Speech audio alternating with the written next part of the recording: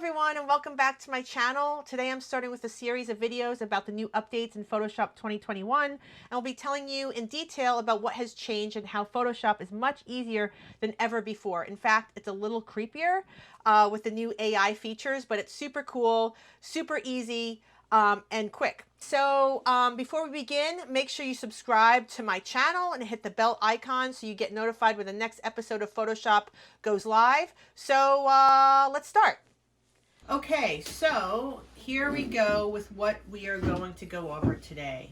I'm going to break up these episodes into different segments because there's a lot to cover with these new filters. So the first filter that I want to go over, if you go to your filter and you go to Neural filters, that's where we're going to work with today, except that in order for you to click on any of these filters, you actually have to be clicked onto a layer. So I'm going to click on this layer here. Right, and you can see now when I go to filter, Neural filters, there they are. So our objective is to take this image and make it into an image like this. And we're going to do that in a matter of seconds. So I should say a matter of minutes, not seconds. That'd be super quick. So matter of minutes. So the first thing I'm going to do is go filter, go to Neural filters, and the filters that we're going to work with today are going to be skin smoothing, and with the new beta filters, we're going to be working with the super zoom. So first we're going to work with super zoom. So I'm going to click on that, make sure that's on. This is all coming from the cloud, so it could take some time for it to register. I'm going to hit the zoom button, and then I'm going to adjust my image to where I want it. I could make it larger if I wanted to, but just for demo purposes, I think that looks good. And then once it's done registering, which takes some time, so I'm going to fast forward this. So a little bit about what this filter does. So for the quick zoom, it crops the image and adds detail to compensate for the loss of resolution. So that's what makes this a little bit different than the regular crop tool. There we go. Finally done. Hit OK. So it creates a new layer. I'm going to just call this crop, so I know what layer this is. And you can see here that I'm going to turn this on and off. And there is a new layer. All right, so the next point from this is now I'm ready to work with the skin. But before I work with the skin, meaning before I go to my filters, go here, and Neural filters, go to my skin smoothing, I am going to first do some basic retouching to the face.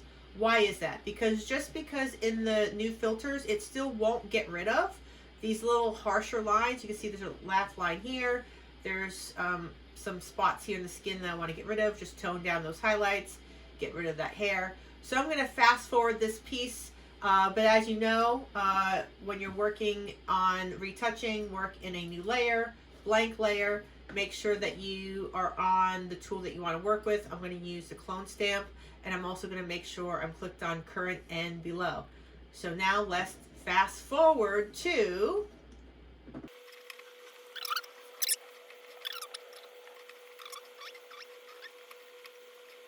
okay, so now I've retouched some basic parts of the image that were a little too harsh for me that I wanted to tone down. What does that look like? You can see if I turn that off. Very simple, very basic of what that entails. Okay, so now I'm ready to use the cool, awesome filters. And in order for me to do that, I first have to flatten what I've been working, merge what I've been working with, not flatten. So I'm going to hit Command, Option, Shift, and E.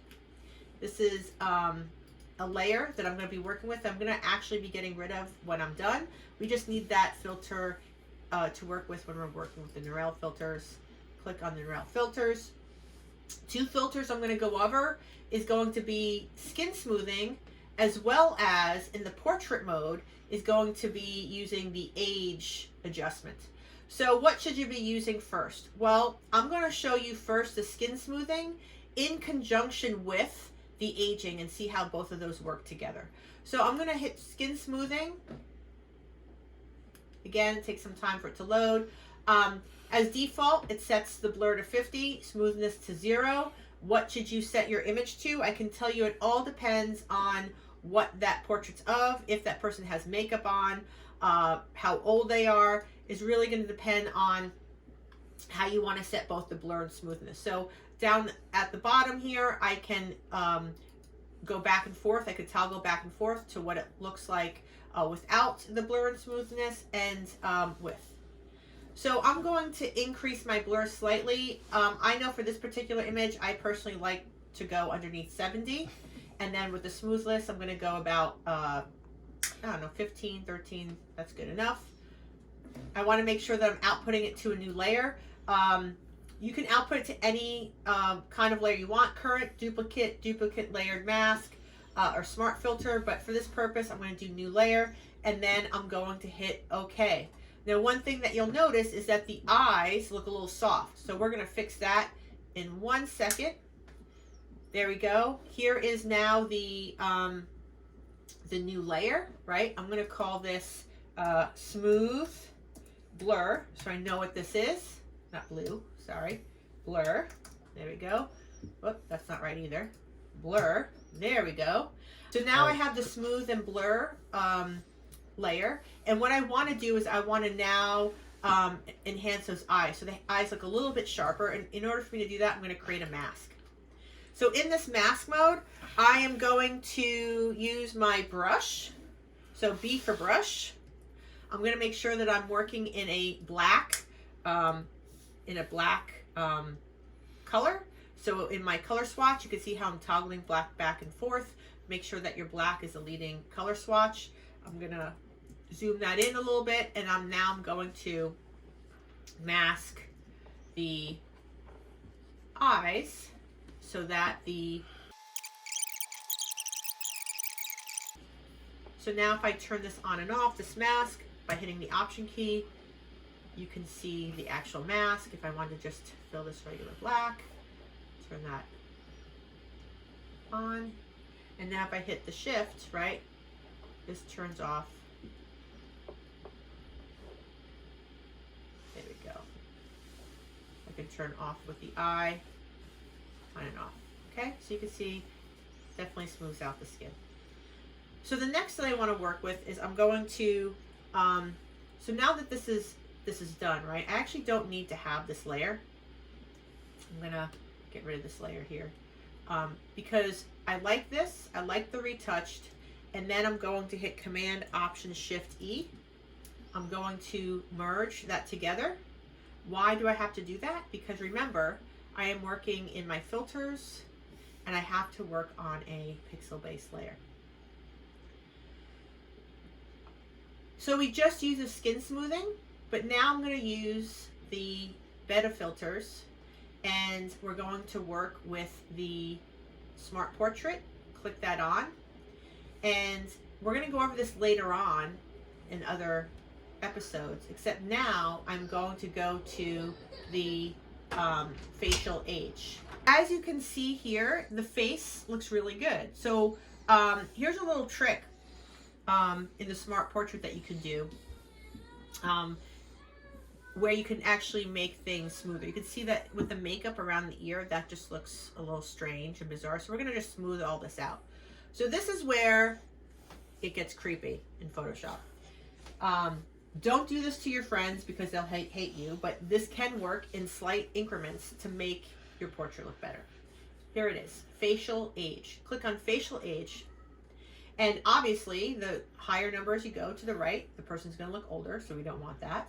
We want this person to look a little bit younger. So what does that mean in terms of facial age? That means that the skin becomes more taut and it becomes smoother. So we're going to lower the facial age down. I don't know, maybe 15, 12, 13. Yeah, that's good enough, right? So, okay. So here we are. So that looks pretty good.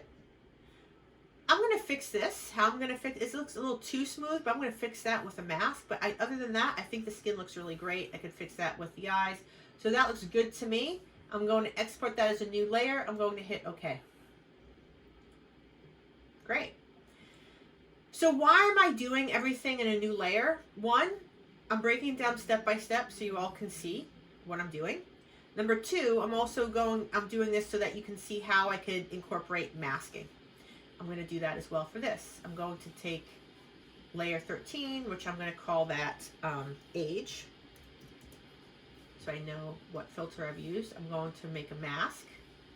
And I am going to use B for brush, make sure it's on black. And I'm going to mask away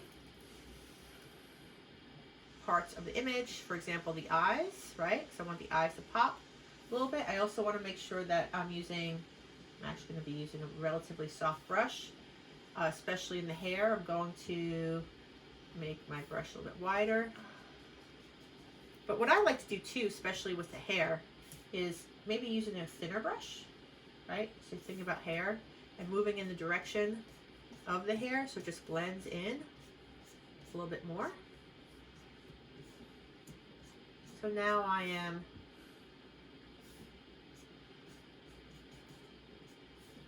really soft brush. I'm also going to make the flow not so intense. I'm going to make it maybe 30 so it just blends a little bit more. So you can see that as I'm using both the flow and the hardness and the softness of the brush.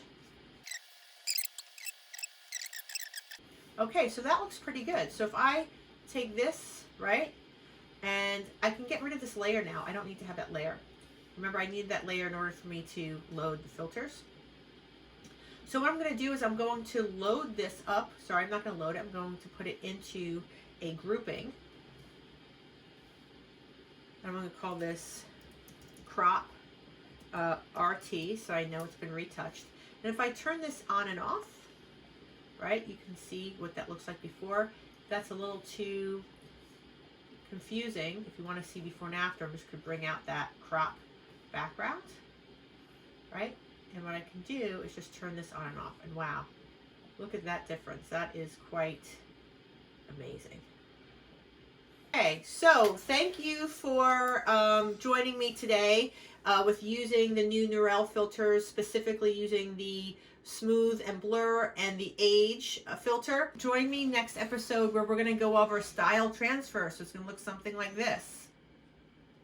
So how do you incorporate that filter and being a little bit more creative? Make sure, don't forget to subscribe to my channel and hit the bell icon so you get notified when the next episode of Photoshop series goes live. Until next time, see ya.